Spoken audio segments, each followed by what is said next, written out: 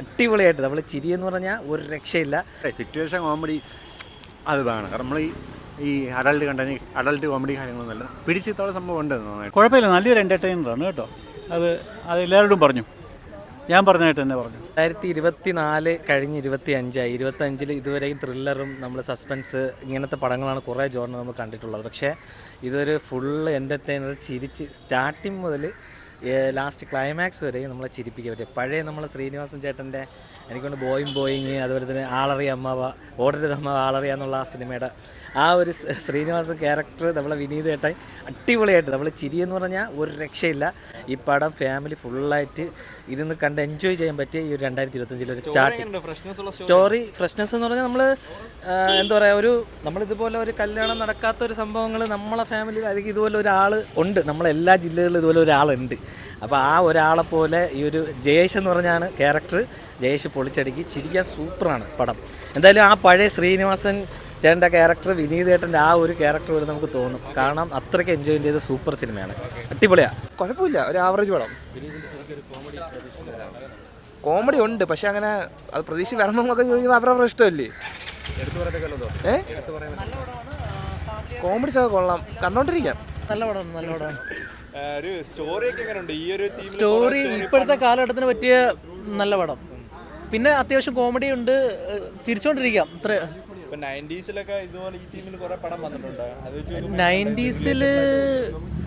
90s അങ്ങനെ വന്നിട്ടുണ്ടാകും തോന്നിയ അല്ല, പഴയ ഒരു കോമഡി ഇപ്പോഴത്തെ തമ്മിൽ വ്യത്യാസം ഉണ്ടല്ലോ. പിന്നെ കഥ അതുപോലെ തന്നെ ആണ്. യൂത്തിന് തന്നെ, ഫാമിലിക്ക് അത്രയും നല്ല പടം. ഇഷ്ടപ്പെട്ടു, നല്ല സിനിമയാണ്. ഒരുപാട് കോമഡീസൊക്കെ ഉണ്ട്. എടുത്തു പറയാനായിട്ട് തിയേറ്റർ വാച്ച് തന്നെയാണ്, നല്ല സിനിമ. വർക്കൗട്ട് ആയിട്ടുണ്ട്. നന്നായിട്ട് ഫാമിലിക്ക് പറ്റിയ പടമാണ്. വിനീത് ശ്രീനിവാസൻ നന്നായിട്ട് അഭിനയിച്ചിട്ടുണ്ട്. അടിപൊളി പടമായിരുന്നു. ഈ സ്നേഹത്തിനെയൊക്കെ പറ്റി മനപ്പൊരുത്തമൊക്കെ നല്ല എടുത്തു പറയുന്ന പടം. കാരണം ഒരുപാട് ജാതി അങ്ങനെ നോക്കിയാൽ അത് നോക്കി അവസാനം ആ ഒരു നടക്കുന്നു. അല്ലാതെ ഓൾമോസ്റ്റ് ഉള്ളവർക്കുള്ള ഫുള്ളും ചിരിക്കാൻ പറ്റിയ ഒരു പടമാണ്.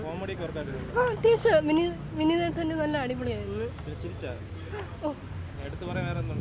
അല്ല, മെയിനായിട്ട് ഈ ഭയങ്കര കല്യാണം ഒരുപാട് എക്സ്പെക്റ്റേഷൻ വെച്ച് ചെയ്തേരാന്ന് നല്ല ഒരു കുഴപ്പമില്ലാത്ത നല്ലത് വരുമ്പോൾ ഇത് ഞാൻ നോക്കണം. അതാ ഒരു ഇന്നത്തെ ഒരു പാടായിട്ട് പറയുന്നത്. പടം കൊള്ളാം. ഞാൻ ഒട്ടും പ്രതീക്ഷയില്ല, ഒരു പരിധിവരെ പ്രതീക്ഷയില്ലാതെ വന്നത്. കാരണം ഒരു കുറുക്കൻ വൈബ് പ്രതീക്ഷയില്ല. വിനീതിൻ്റെ ബോഡി ലാംഗ്വേജില്ല, പഴയ ഒരു സ്ക്രീൻസ് ടച്ച് കാര്യങ്ങളൊക്കെ ഉണ്ട്. മീൻസ് ഫാമിലിക്ക് അത്യാവശ്യം നല്ല കാണും പടമാണ്. അതായത് കുറേ സിറ്റുവേഷൻ കോമഡി അത് വേണം. കാരണം നമ്മൾ ഈ അഡൾട്ട് കോമഡി കാര്യങ്ങളൊന്നുമല്ല, പിടിച്ചിത്തോളം സംഭവം ഉണ്ട് നന്നായിട്ട്. പറയുന്ന പറഞ്ഞാൽ പെർഫോമൻസ്, എല്ലാവരും പെർഫോമൻസ്, പ്രത്യേകിച്ച് വിനീത് ശ്രീനിവാസല്ല, പഴയ ശ്രീനിവാസൻ ടച്ചും പിന്നെ ബോഡി ലാംഗ്വേജും പിന്നെ ഈ ഡയലോഗ് കുറേ ക്രിഞ്ച് സാധനങ്ങളുണ്ട്, കൈവിട്ട് പോയ ക്രിഞ്ചാവണം. അപ്പോൾ ഒന്നും നന്നായിട്ട് ചെയ്തിട്ടുണ്ട്. ഫാമിലിക്കുള്ളതുണ്ട്. നല്ല പടം. നമ്മൾ ഈ ഒരു കാലത്ത് സിറ്റുവേഷൻ കോമഡി പണ്ടത്തെ ഒക്കെ പോലെ വർക്കാക്കണമെങ്കിൽ നല്ല ഇതുള്ളവർക്കേ പറ്റുള്ളൂ. അല്ലെങ്കിൽ ഫുള്ള് പറഞ്ഞ പോലെ ക്രിഞ്ച്, ഇല്ലെങ്കിൽ ഫുള്ള് അഡൾട്ട് കണ്ടത് ഒന്നുമില്ല, പിടിച്ചിരുത്തു സാധനം. കൊള്ളാം, നല്ലൊരു എൻ്റർടൈനർ, നന്നായിരിക്കും. നമ്മൾ പ്രതീക്ഷിക്കുന്ന സബ്ജക്റ്റ് ആ രീതിക്കല്ല, ഇപ്പോഴത്തെ ഒരു രീതി. കുഴപ്പമില്ല, ആരും മോശമല്ല.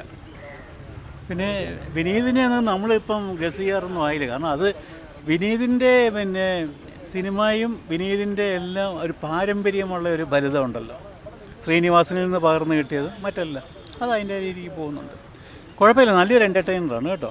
അത് എല്ലാവരോടും പറഞ്ഞു, ഞാൻ പറഞ്ഞായിട്ട് തന്നെ പറഞ്ഞു. ചെറിയ കോമഡിയുള്ള ആവറേജ് പടമോ? അത്രയൊന്നുമില്ല, ഒരു ആവറേജ് പടം. കോമഡി അത്രയും ചെറിയ രീതിയിൽ വർക്കൗട്ട് ആയിട്ടുള്ളൂ. പടം കൊള്ളാം, നൈസാ. പിന്നെ കോമഡി നല്ല ഫണ്ണായിട്ടിരിക്കാം, ലെങ്ത് കുറവായിട്ട് നല്ല ഫണ്ണായിട്ട് പോകാം.